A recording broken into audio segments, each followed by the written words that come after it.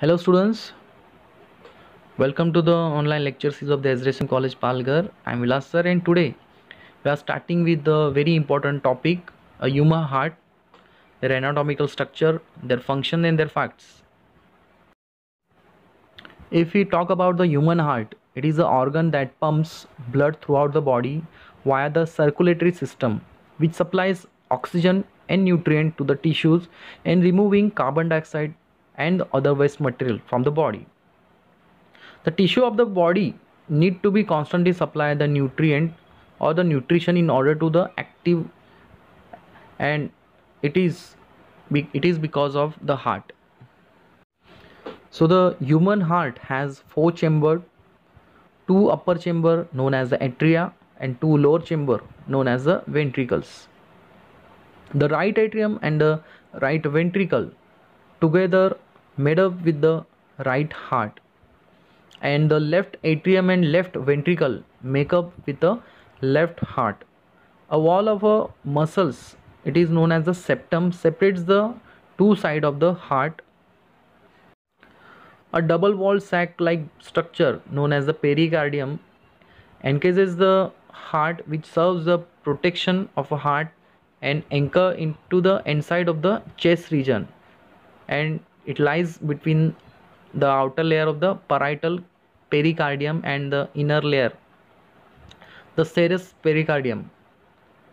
It runs the pericardial fluid which lubricates the heart during the contraction and the relaxation mode. So the movement of lungs into the diaphragm region, which is controlled over here. The heart's outer wall consists of the three layers. The outer wall layer, it is the epicardium. Inner wall, it is a pericardium. The middle layer or the myocardium contains the muscles that contracts or the contraction it occurs, and the inner layer or the endocardium is a lining, it consists of the blood. The heart is a main pumping organ, so it looks like a reddish brown in color, hollow muscular organ, roughly the size almost one fist, and the average weight of a heart is 300 grams in males and 250 grams in females. It is a conical shaped, it is lies between the mediastinum, and that is the space between the two lungs or in the chest region. It is a broader at the upper level and the conical at the end region, at the apex region.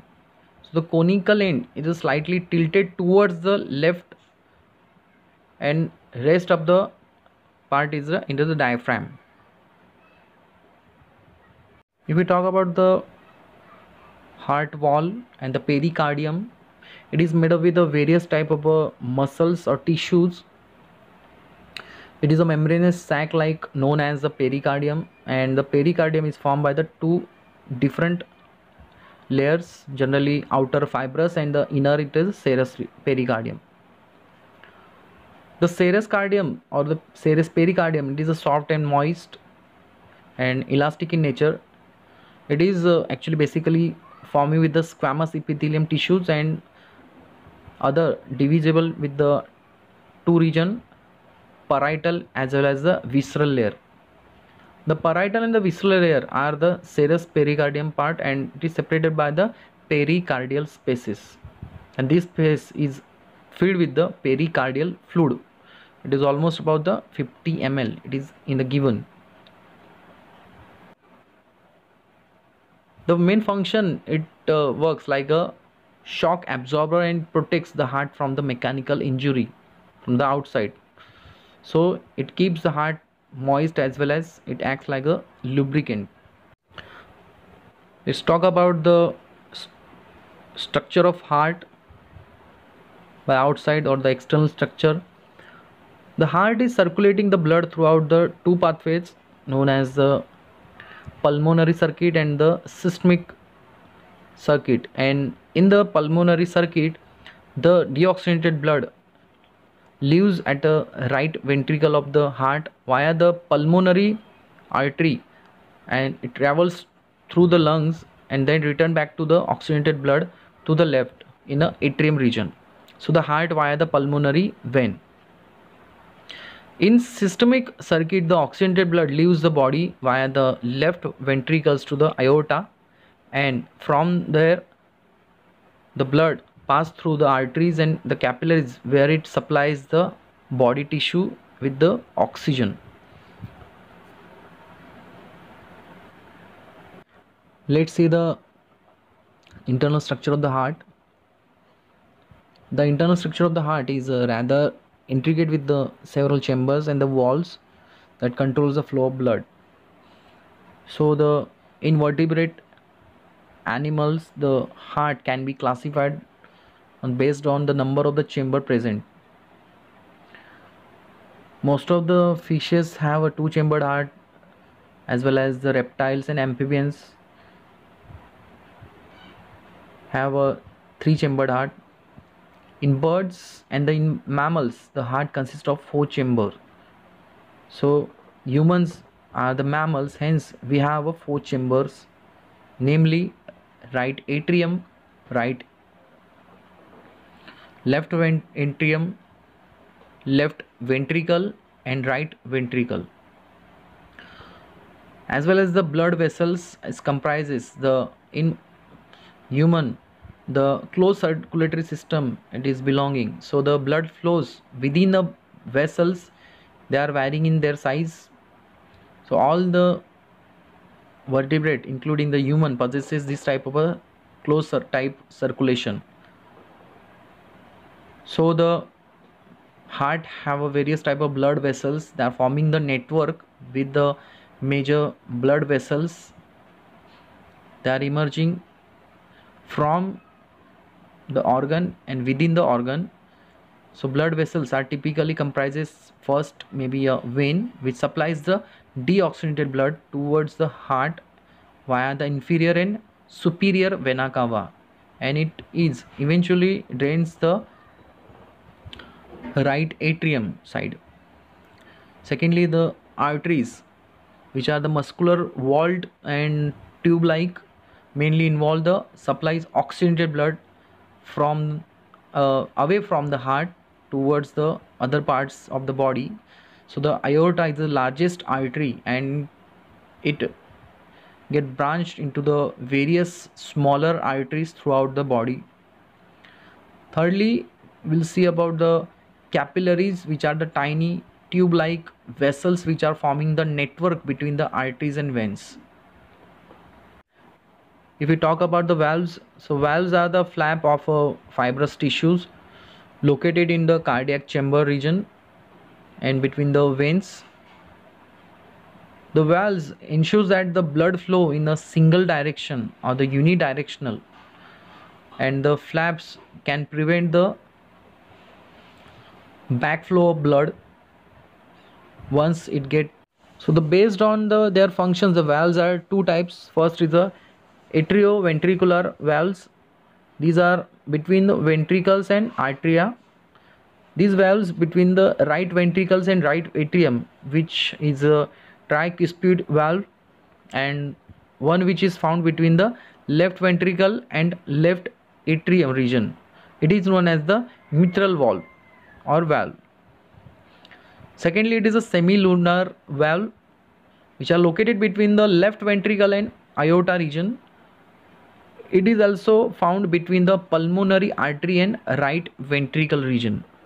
If you see the diagram of a heart, internally, the blood comes inside through the superior vena cava and inferior vena cava, which have a deoxygenated blood, comes into the right atrium region, and which is pushed at the second chamber, it is a right ventricle region, and the blood again pass through the pulmonary artery, which is opens at the lung region. So the arrows are given here of flowing of blood. Once the blood is mixed with the oxygen. It is again pushed inside the heart by left atrium region. The left atrium region again open into the left ventricle region. Here the mitral wall or valve, it is prevented the backflow, and the blood again pushed out of the heart through the aortic valve, and which distributed by the aorta region. So aorta distributed whole oxygenated blood, which is the pure blood, and which is necessary to the various organ in the body.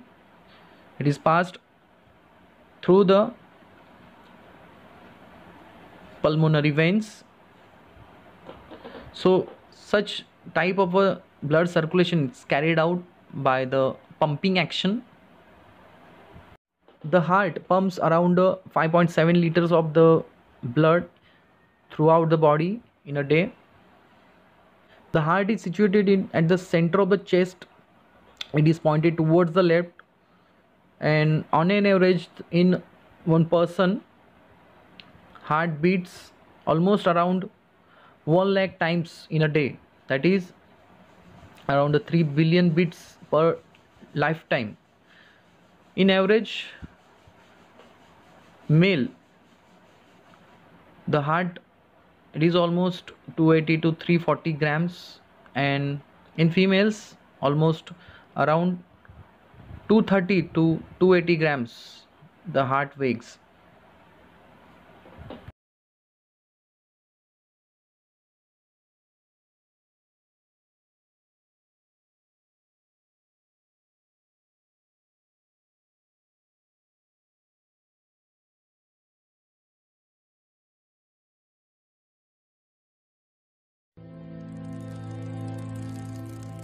As we unravel the mystery of the rhythmic beating of the heart, we come to realize that heart performs this function with flawless consistency.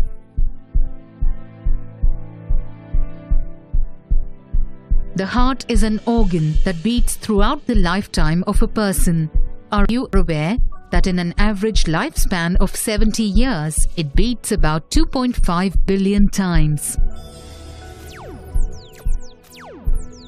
The heart beats rhythmically due to the electrical impulses which cause synchronized contraction of the heart muscles.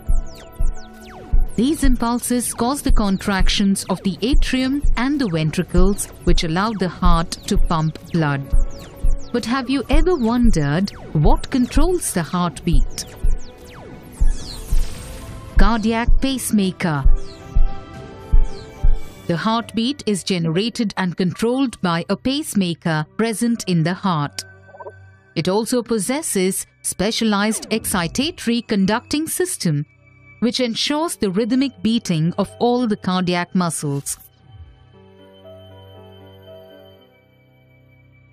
The walls of the atria form the atrial syncytium, and the two ventricular walls constitute the ventricular syncytium. The pacemaker is located in the wall of the right atrium. It is also known as sinoatrial node or SA node. The SA node generates an impulse which spreads across the walls of the atria through the specialized conducting system, causing both atria to contract in unison. During atrial contraction, this electrical impulse reaches the atrioventricular node or AV node. Here, the impulse is delayed for about 0.1 second, after which it moves along the bundle of His, bifurcates into bundle branches before spreading along the Purkinje fibers. The impulse reaches the lateral ventricular walls and causes its contraction. Thus, the impulse generated at the SA node causes atrial contraction and flow of blood into ventricles, and then the ventricles contract, pumping the blood out of the heart. It is the impulse generated by the SA node that causes the heart's chamber and valves to work in tandem.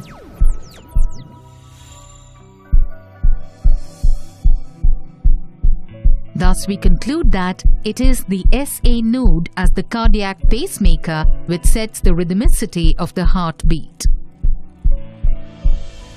Summary. We can now observe the impulse conduction and heartbeat in synchronization with the blood flow. The cardiac cycle begins with the SA node generating an impulse, which spreads to the two atrial walls and also reaches the AV node. The two atria which form the atrial syncytium contract. The AV node delays the transmission of the impulse by 0.1 second, which allows the atria to empty completely before the ventricles begin to contract. Then, the impulse moves along the bundle of His and finally through the Purkinje fibers to spread all over the ventricular walls. Finally, the ventricular syncytium contracts, thus pumping the blood out through the aorta and pulmonary artery. This is the end of one cardiac cycle.